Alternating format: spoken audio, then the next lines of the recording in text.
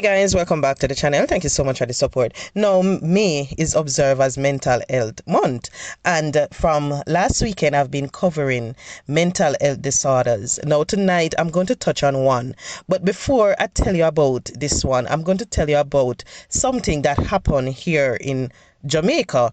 And people, when you look at what happened, this was something that take a lot of persons by surprise, especially those who knew the family and especially the young girl.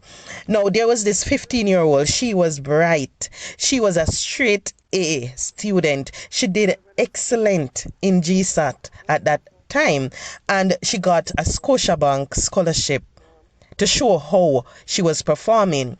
Now, she went to school, and her teachers, every prize given, she would be collecting trophies after trophies, because just to show how intelligent she was.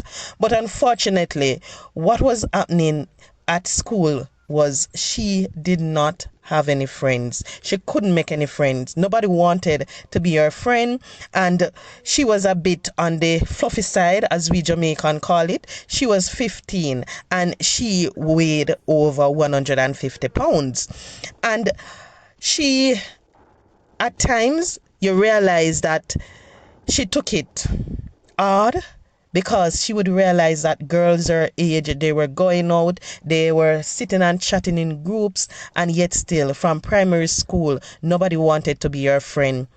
Instead, for persons to befriend her, they would call her names. They would call her nerd, four-eye, how she began, she swati, mampy. Those are just some of the words that they would call her.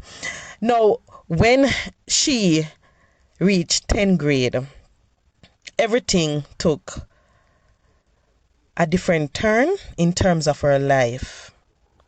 What happened is that her grades started to drop. She no longer would assist at home. Her mother was thinking that, okay, it's just that time. She's just going through the phase. She's a teenager. So she thought that was the reason why she started now to stay in her room. She wasn't coming out. She wasn't washing up the dishes. She never did that, do nothing basically in the house. Not realizing that her daughter was going through a lot, especially at school. Now, the boiling point for her daughter was when a girl in her class had her sweet 16th birthday party, and everyone was invited except her. Everyone got an invite, but she didn't. And when you look at it, they started to ask why you never give her one and so forth. And the girl said, oh, she not gonna look good. She too ugly, all of them little things. That's what the girl said. And she heard everything that girl had to say. Now, there was this boy in the class that she liked, and the boy was her friend. So she thought it would be her first love, her boyfriend, but unfortunately he just was being nice to her because of how the others were treating her. When she asked him to take her to the movie, she wanted to go to Carib, and he said no, he didn't want to go with her. And she asked why. You're not my girlfriend. People, that was it for this girl. Everything, it was like she stopped eating. She stopped doing everything for months. She would just go to school, come back home, lock up. The teachers, everybody was wondering what was happening, what was going on with her. And lo and behold, one day her mother left her at home and went to work. When she got back, she realized that all she's calling out for her, she wasn't hearing her. So she decided that she was going to go up in her room. When she went up there, what you think she saw? Her daughter tried to unalive herself. When she checked it out, they took her and everything. When they started to provide her with counseling, you realize that this girl was suffering from depression for months, and nobody realized what was going on because she looked like the perfect daughter. She got the counseling and everything, and everybody thought that, okay, she's well, everything is going to be back to normal now. Lo and behold, it wasn't. People treated her nice For one, when she went back to school, people started to call her other names. And guess what she did? She tried it again. Eventually, the mother decided that okay, then she's going to change. She changed school, sent her to a different school. And at that school, thanks be to God, it was a school that was, how should I put it, for regular Jamaicans. It wasn't one of those uptown school. It was just a regular school over there in Portmore that she sent her to. And that was when she realized that she saw some difference in her daughter. Now, her daughter was making friends. She had friends. She had friends who was just like her in body weight.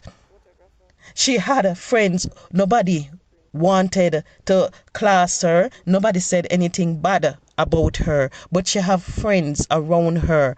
So I am telling you all, please be careful when you have your child and you realize that they start to act different. Don't just simply think that okay, then it is just a phase they're going through. Don't think that this too shall pass, because maybe they will not be so lucky. They will not be so lucky like Tanisha. Maybe they will try, and guess what? They will succeed. There was this other little girl, and I think this one was in Portmore. It was even in the news, and I think her name was Danny. Oh Lord, her story was in the news, and she tried and she succeeded. And when you check it out, why? Depression. She was depressed. She was not comfortable the way how she looked. She used to basically compare herself with the other girls, compare her kinky hair with the girls who had the straight hair and so forth. She wasn't comfortable. She wasn't happy the way God made her.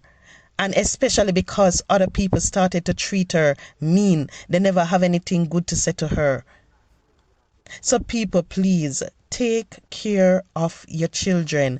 Look out for the signs, because when you check it out, they are there. A lot of them, they are crying out for help, but yet still we are ignoring all the signs, all the calls. We receive them, but we ignore them. We are saying that it's just a phase they're going through, not realizing that it is so much more than just a phase. They're struggling. Just imagine, as a teenager, you realize that nobody wants to be your friend. You go into this big uptown school. You get a Scotiabank scholarship. Your mother, she couldn't afford to send you to that school if she had to pay for it. But you get the Scotiabank scholarship. You start to go to this school. You have rich friends all around. Persons who you would want to be your friends. You think that okay, they are my classmate, they will be my friends. So you refer to them as your friends, not realizing that okay, no, they don't look at you like that. They look at you and said no, because you're not in their class. That's how they refer to it as.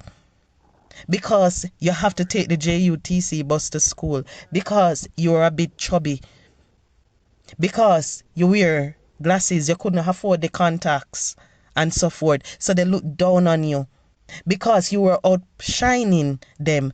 You're outperform. You're getting straight A's. And they're looking at you and they're thinking to themselves that, oh, no, no, no. She's not supposed to be doing better than I because of how she look and how I look. And then at home, when you look at it, your mother don't understand what you're going through, because your mother look at you and she look at you and say the beautiful child. She look at you and she realize how proud she is to see how you're performing, not understanding that deep down you're struggling. So understand what they're going through, because at the end of the day, a lot of parents, they don't get that second chance to help their child. Maybe the depression, it will take control, and guess what? Maybe they will succeed in trying to unalive themselves. So just look out for the signs, know them. Over 10 years. Over 10